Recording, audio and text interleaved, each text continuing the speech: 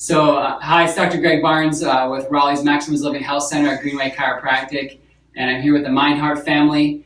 And they just have a really amazing transformational story, with really their entire family and how they're thinking, but specifically with Jet, their son. And I wanted to make sure that everybody can get a chance to hear that. Why don't you guys just kind of share what your journey before coming here was like with Jet, what you guys have went through, what he's personally gone through with his health, and then we'll talk about the great results since then.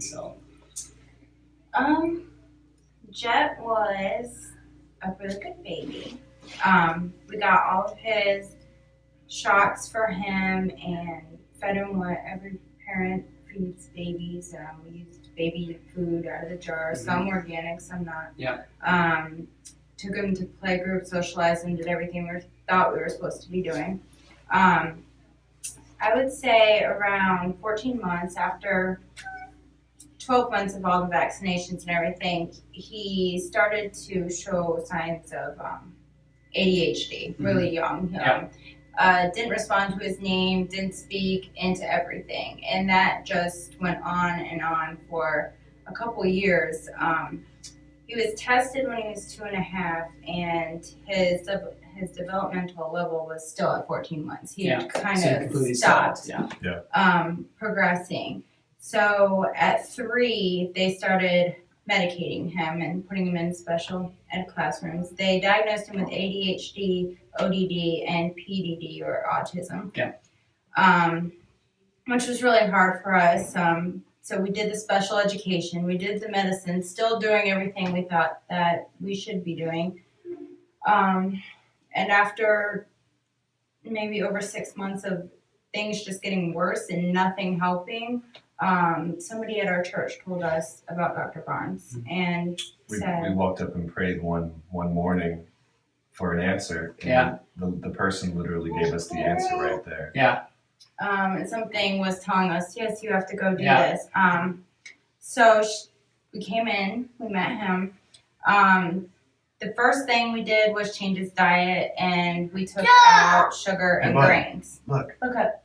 Jet. You're on TV.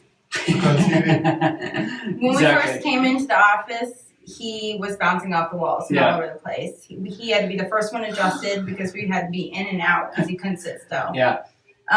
But we took the sugar, the grains out. We got the sensitivity test done and found out that he was allergic to milk, which he's been eating nonstop. Milk and sugar. So we eliminated all of that stuff, and we actually did it ourselves because we weren't going to make him. Exactly. That's awesome. And that's why I said, transferring for your whole family, you guys just committed this stuff together. We can't expect him to do something if we're not going to do it. You can't see something in our house that we can have, and he can't have it. It doesn't make sense to him. He was so highly addicted to grains and sugar that he did not hardly ate for the first 3 days, and basically cried. He starved himself. He was withdrawing, cried for pancakes, and it made us cry. It was really hard. Right, of course, and then just one day started eating the foods we gave him, and now started eating chicken, started eating real food, onions, garlic, eggplant. We still don't do. You eat eggplant? Oh, eggplant, beets, artichoke, everything. We don't do a lot of fruit though, but which is good. He gets really hyper off of fruit, but we give him lots of supplements and stuff of that sort. Then he got his x-ray done, and we saw that his spine was actually crooked, and he had a lot of pressure at the top of his head. And I remember when, another big issue that was going on with him, especially in the beginning, is that, he just wasn't going to the bathroom, hardly at all. And obviously we found damage on his, and the nerves in that area. And was it the very first one that, it kind of... We had just seen a GI because he was in potty training at almost 4. And he was going to the bathroom diarrhea 6 times a day. Never had his a hard whole stool life. his entire life. So that's it. He is now potty trained. He goes both, and we've been coming for about 5 months. So, and that was fairly. The first thing we noticed was the potty training happened in 3 weeks after changing his diet and then adjustments. He's no longer constipated with that. And he doesn't wear a diaper. He's no longer waking up in the middle of the night. Yeah. He used to wake up. Sleeping better. Yeah. He had night terrors really bad, and Yeah. we weren't sure if that was from the medication that Right, the which could doctors have were been. Could have been, yeah. giving him. Yeah. Now he has better eye contact. Yep. He listens. Yep. He hugs. He's aware. He hugs. Yep. He kisses. He Yep. draws. He colors. Yeah. So stuff he never did before. And you know what I think is you know what I told you the first day was, you know, like obviously there's nothing like wrong with him. There was just something that was blocking him from being who he was meant to be, like, you know, who God called him, you know, to be in that phrase. You know, there's interference, and I think I described it as like kind of static and whatever, you know, going on in his brain. And you know, when we turned his power on and the nutrition, obviously you can see he's a loving brother now and son and all those things. Yeah, You know, and I think which is huge too is that, you know, knowing that obviously the journey is not over. Like it's come a long ways, and you know, and I think the word that you said, Jeff, to my sister when one day was like, you know, I just feel like he's done like a 180-degree turn from the direction we're going, you know, which is awesome. And so when he's playing on the playground, my mom just watched him for the weekend, and when he's playing with the other kids on the playground, she says you can't tell the difference anymore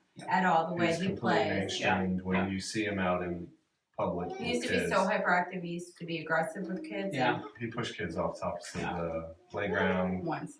Okay, once. She got really hurt.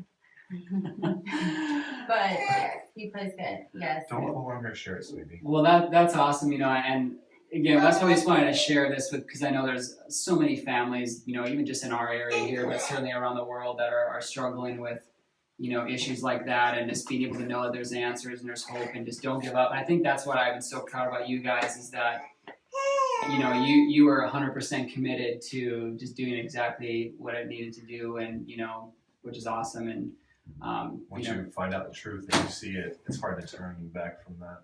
and you know, and speaking of the truth, then you know, you also have told us that you're figured out your path in life and what you want to do for a career. So what do you now want to do? Well, I mean, I was actually majoring in legal studies, and I was aspiring to be a lawyer. Yeah. Possibly special needs advocate Yeah, lawyer. yeah.